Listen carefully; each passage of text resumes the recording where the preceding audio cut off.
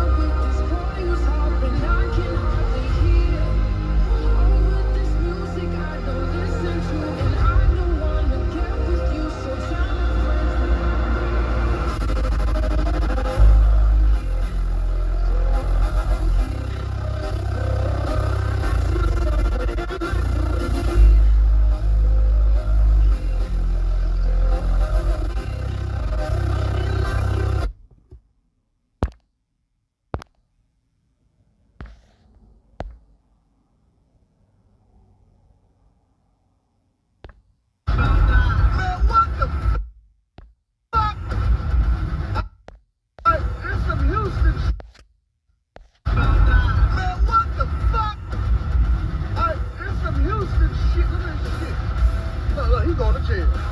Hey, what the fuck are you doing? Ain't no motherfucking way. This thing ain't gonna happen. Nigga, you don't got a license plate, nigga? What? No, get your left, nigga. You tripping. On the dead homie, fuck. Look, oh, man. What in the fuck is this nigga doing? So that, he get an exit? That nigga doing so that. Man, what the fuck?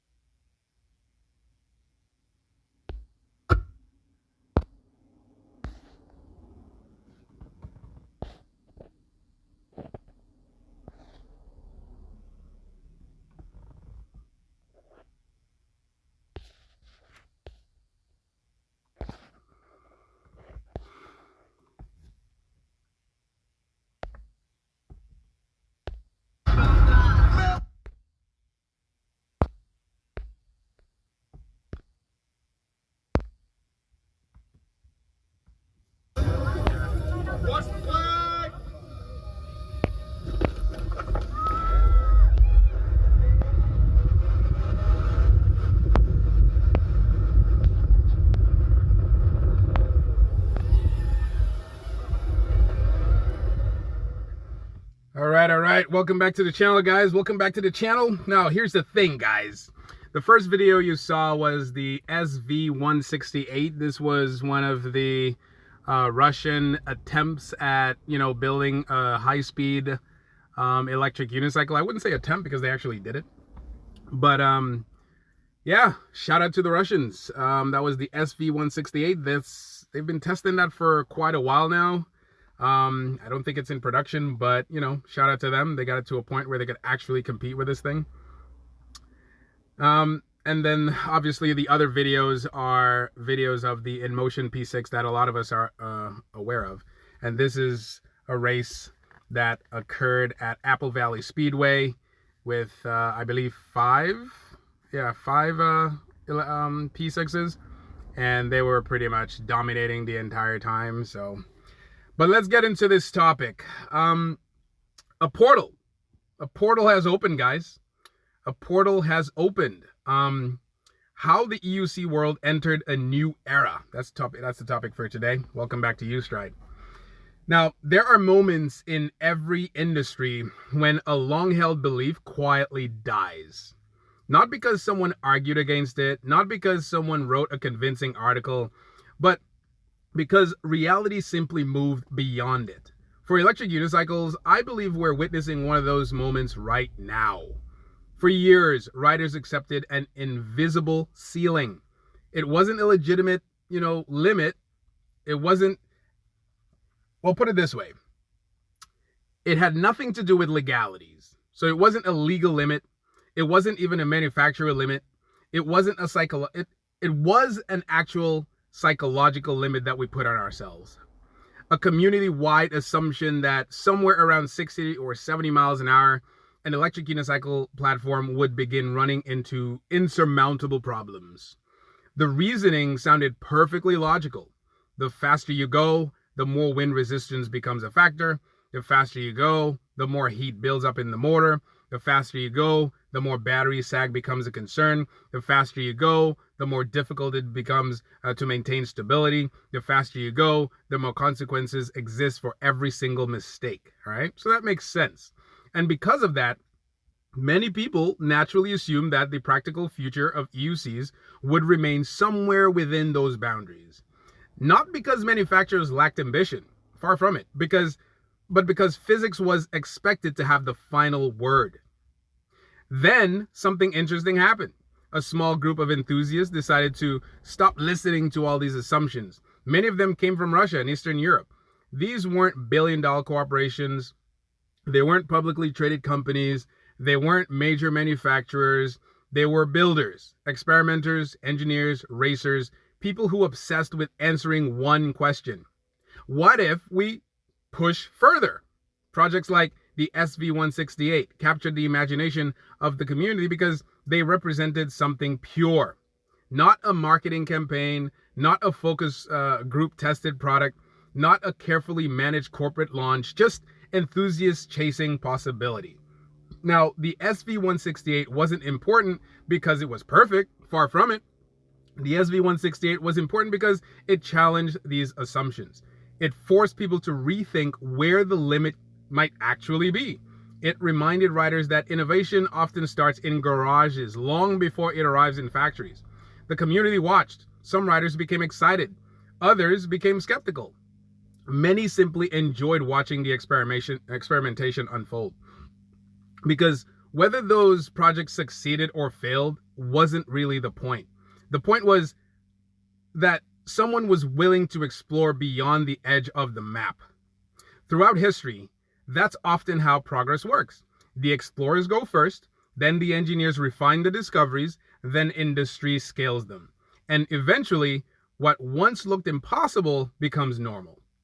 That's exactly where I think the EUC world finds itself today. Because while the enthusiast community was experimenting, one manufacturer appeared to be paying attention. And we all know who that company is, InMotion. Now, here's what's fascinating. InMotion could have taken the traditional path, release another wheel, add a little more battery, add a little more power, improve suspension, improve range, improve safety systems, release 1, release 3, release 4, release, and so on and so forth. Be good. No shots at Bigode. Slowly inching toward higher performance over many years. Instead, they did something far more interesting. They looked at where the frontier was moving to and simply decided to go there. Not as a prototype, not as a concept, not as a one-off engineering experiment, as a production machine. Now that's crazy. And that's what makes the P6 so significant. Regardless of whether you love it, regardless of whether you hate it, regardless of whether you'd ever buy one, the significance of the P6 extends far beyond the machine itself, because the P6 changed the conversation. Before machines like the P6, riders often debated whether an EUC could realistically operate in territory traditionally associated with high-performance motorcycles. After machines like the P6, the discussion shifted. The question stopped being, can it be done? And became, what are the trade-offs when it is done? So that's a completely different conversation. The reason this matters is because the P6 didn't magically defeat physics. No machine can. No manufacturer can. Physics remains undefeated. Aerodynamic drag still increases dramatically as speed rises. Heat still builds up. Energy consumption still rises. Tires still have limits. Materials still have limits. Battery technology still has their limits. But what the P6 demonstrated is that the practical limits of EUC platforms were much higher than many people previously believed. That distinction is important. The achievement wasn't eliminating physics. The achievement was discovering that the boundaries were farther away than expected. That's a very different thing. And honestly, that's often how technological progress works. The limits don't disappear. We simply learn that they were, a little bit further off than we thought. What makes this even more impressive is how InMotion approached the challenge, because speed alone isn't difficult.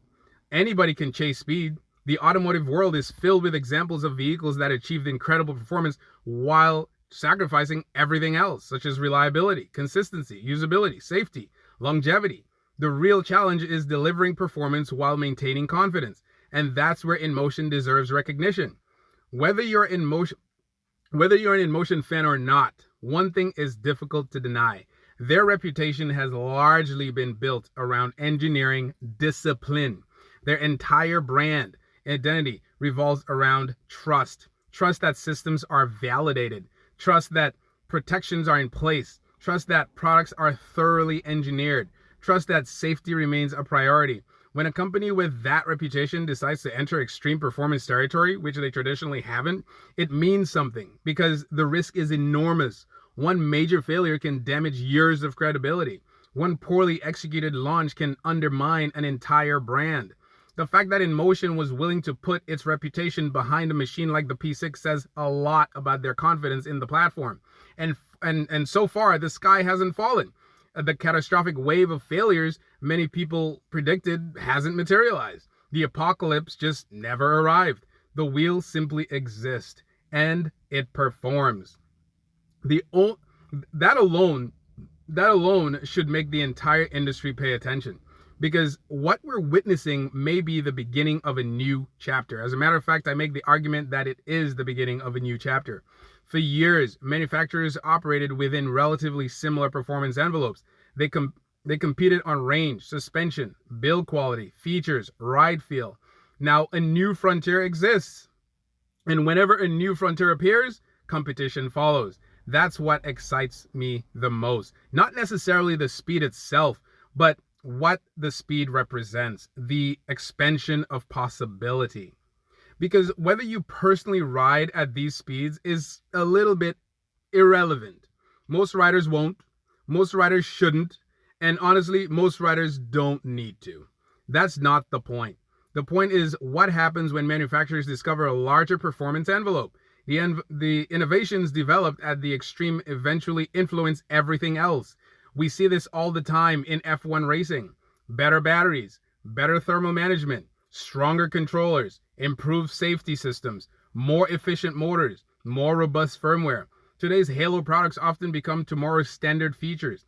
That's how progress spreads. And this is where I think the Russian builders deserve enormous respect, because enthusiasts play a unique role in technological advancement. They're willing to ask the uncomfortable questions. They're willing to try things companies may consider too risky. They're willing to experiment without worrying about shareholders, marketing departments, or warranty claims. The community explores, industry executes. Both roles matter. Now, without enthusiasts, new ideas would never emerge. Without manufacturers, those ideas rarely become accessible.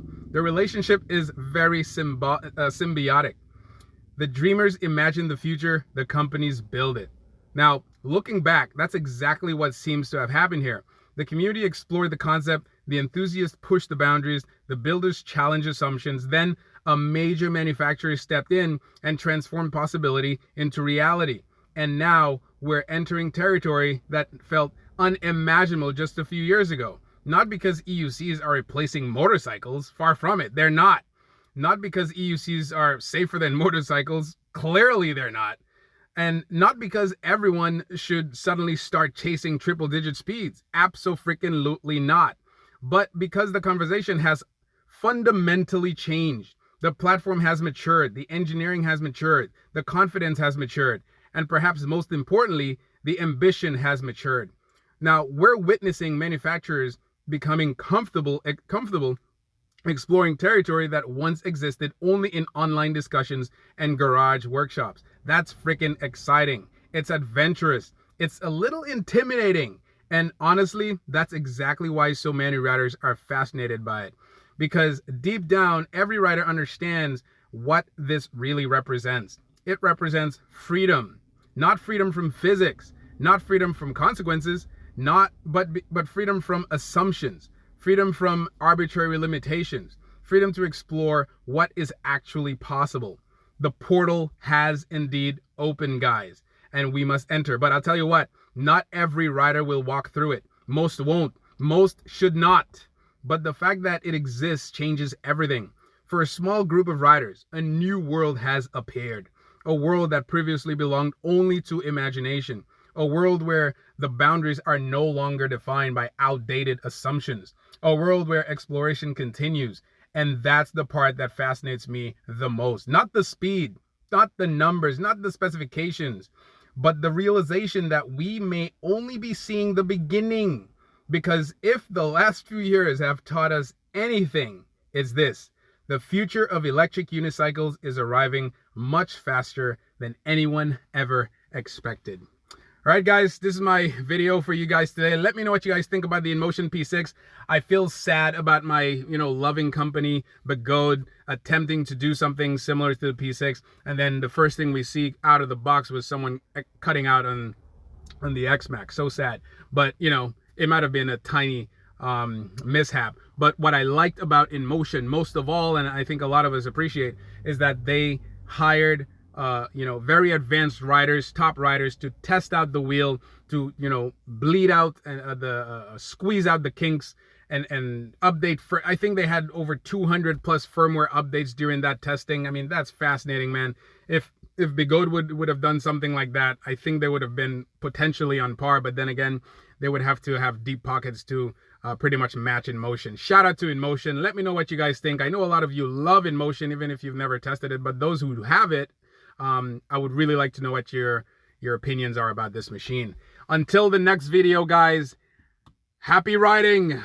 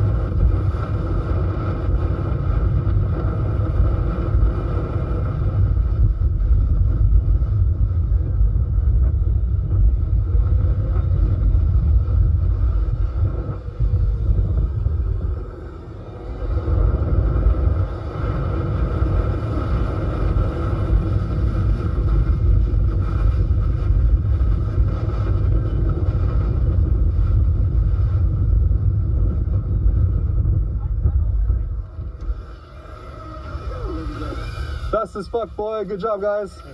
Good job, good job. Good job. I scared myself. Oh, that was good. Half came off in the middle of the fucking race. Did you see it? Lap, it was all the way forward. Oh, that was good. These guys are definitely fast. That was an exhilarating race, and I hope you guys enjoyed watching it. We were able to reach speeds and break records with a P6 that we never had before. The response and the torque felt crazy on the track, and Team in Motion managed to get a podium sweep. If you have any questions, comment them below. I'll be looking at every comment that comes through. And if you are looking to get the P6, it would support the channel if you use my affiliate link in the description.